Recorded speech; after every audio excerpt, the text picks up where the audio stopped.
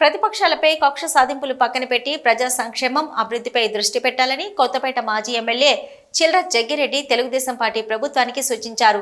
రావులపాలెంలోని YCP కార్యాలయంలో చిల్ర Jaggi Reddy media సమావేశం నిర్వహించారు.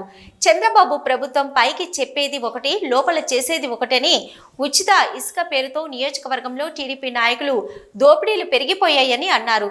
ఆడబిడ్డలపై అఘాయిత్యాలు పెరిగిపోతున్నా ఉత్తర ప్రగల్భాలు తప్ప ఈ ప్రభుత్వం తీసుకున్న చర్యలు ఏమీ లేవు.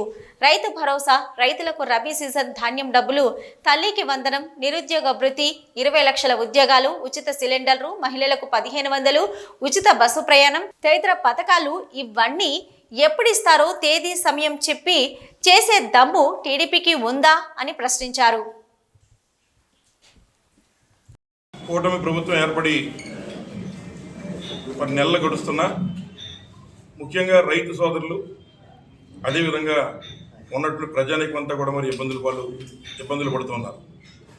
ముఖ్యంగా ఏదైతే అమ్మఒడి కార్యక్రమం ఉందో దానికి మరి స్కూళ్ళు తెరిచినప్పటికీ కూడా ఇప్పటి వరకు దాని మీద ఎటువంటి క్లారిటీ కూడా ఒక జీవో ఇచ్చారు కానీ ప్రతి ఒక్కరికి ఇస్తామనేటువంటి మాట చెప్తున్నారు. ఇస్తే మేము సంతోషిస్తాం.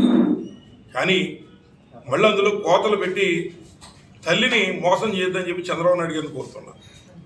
అలాగే రెండోది, ఈ కొత్తపేట నియోజకవర్గంలో ఉన్నటువంటి రైతు సోదరులు సంస్థల ద్వారా పెడితే దాన్ని కూడా మా మీద వక్రీకరించి మాట్లాడిన మీరు ఇవాళ కొత్తపేట నియోజకవర్గంలో ఉన్నటువంటి సామాన్యులు మరి పూరేటి వారు చెరువు దగ్గర ఉన్నటువంటి మరి స్టాక్ యార్డ్ పాయింట్ దగ్గరికి ఎందుకు మీరు రానివ్వట్లేదు? ఈ కొత్తపేట నియోజకవర్గంలో ఉన్నటువంటి వారిని అందరూ మీరు ఇసుక పట్టుకెళ్లకుండా వెలివేశారా అని చెప్పి సందర్భంగా అడుగుతున్న కలెక్టర్ గారు ఇచ్చినటువంటి డిఎల్సి కమిటీలో మరి చాలా చక్కటి నిర్ణయాలు వారు తీసుకున్నారు. ఎవరైనా first come first serve basis మీద ఎవరు వచ్చినా దాన్ని లోపలే పంపించి 245 రూపాయల టన్నుకి వసూలు చేసి మరి వారికి ఇసుక మేము ఇస్తాం అనేటువంటి మాట మరి జిల్లా కలెక్టర్ గారు చెప్పారు. మరి జిల్లా కలెక్టర్ గారే గైడ్లైన్ల రకంగా పెట్టినప్పుడు ఈ రోజున మరి 300-500 రూపాయలు కలెక్ట్ చేస్తున్నటువంటి వారు దానికి రసీదు ఇస్తారా అని అడుగుతున్నాం. మళ్ళీ ఉన్నటువంటి శాండ్ రీచ్లో మీరు 300-500 రూపాయలు ఉన్నటువంటి సామాన్యుల దగ్గర అలాగే ఇక్కడ యూనియన్ల దగ్గర ఏ రకంగా వసూలు చేస్తారని అడుగుతున్నా.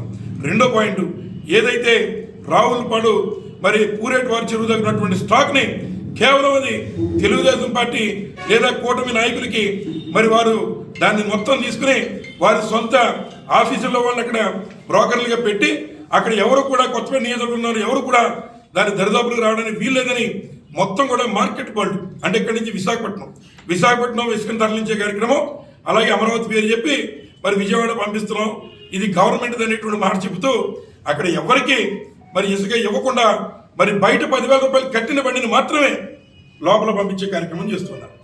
మరి ఏదైతే ఉన్నటువంటి రీచ్ 1లో నేను 139 బళ్ళు వెళ్ళినట్టు చూపిస్తూ ఉంటే ఇవాళ బళ్ళు మొత్తం రోడ్ అంతా ఆవరించుంటే దానికి కేవలం నేను 55 బళ్ళు మాత్రమే వెళ్ళాయని చెప్పి రికార్డు పరంగా 4-5 కొన్ని బళ్ళు పెట్టి మిగిలినంతా కూడా దోచేస్తున్నారని చెప్పి సందర్భంగా మనవి చేస్తున్నా.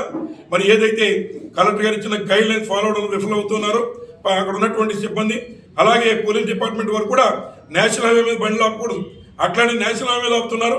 లోపల కొన్ని బళ్ళు మాత్రం పంపించే విధంగా మరి ఎవరైతే కొంతమంది మధ్యవర్తులో లేదా వెనుకున్నటువంటి నాయకులు చేస్తున్న కార్యక్రమాన్ని ఇమీడియట్గా మరి ఈ బండికి 10,000 రూపాయలు వసూలు చేసేటువంటి తతంగాన్ని మరి సమాధానం చంద్రబాబు నాయుడు గారి దగ్గర మొదలుపెట్టి కింద ఉన్నటువంటి వారి వరకు సమాధానం చెప్పాలని చెప్పి సందర్భంగా కోరుతున్నా.